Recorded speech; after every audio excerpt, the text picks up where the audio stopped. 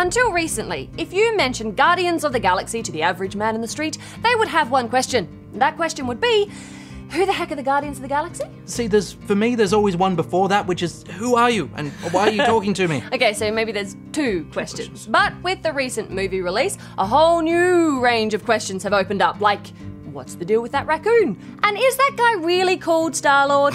Well, I personally am very glad to see one of the lesser-known groups get their own Guernsey at a movie, not least of all because it opens up interest in the comics. But what Guardians comics are there? We are so glad you asked. We are. There are a huge range of options for you to head to, but it is always best to start at the beginning.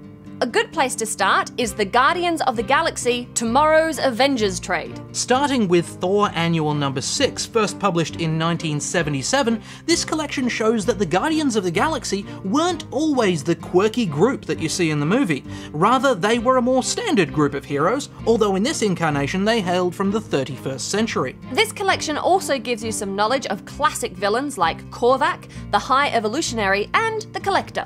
But I know what you're gonna say. We want to see the Raccoon!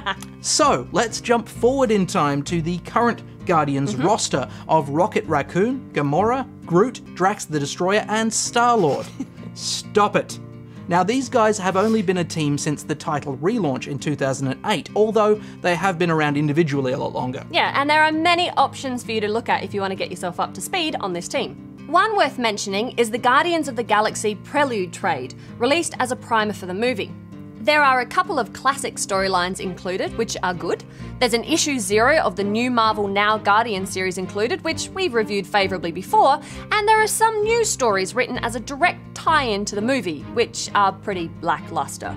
Yeah, honestly, I have yet to read a movie tie-in comic that wasn't an ugly, rushed mess. Yeah. In the end, you're probably better off just trawling for some classic storylines and then checking out the new stuff. Yeah, and there are some new series with these characters that are well worth a look. Besides the Guardians of the Galaxy series, which is written by Brian Michael Bendis and is very good indeed, there are others like Legendary Star-Lord, written by Sam Humphries, which is a lot of fun and really shows Peter Quill at his roguish best.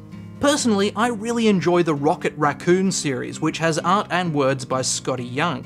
It's got a more cartoonish comedy angle that works perfectly for this ragtag crew in general, and for the Rocket and Groot partnership in particular. There's even an option for the under-10s, with Guardians of the Galaxy Beginnings, a storybook-style retelling of Star-Lord's origin written by Tomas Palacios and illustrated by Ron Lim and Dean White. So, in the end, there really is no excuse for walking into that movie without knowing every last detail about this group of interstellar misfits. Yeah, unless, of course, you want to go and see the movie without having researched meticulously every detail about it. Yeah, you know what, sometimes I forget that not everybody's like me. Yeah. But you know what? After you've seen the movie, you'll probably want to know more, so now you know what's out there. Absolutely, and if you've got a favourite classic storyline of Rocket, Groot, Gamora, Drax, or Star-Lord, let us know on Facebook or Twitter. It's really not an impressive name.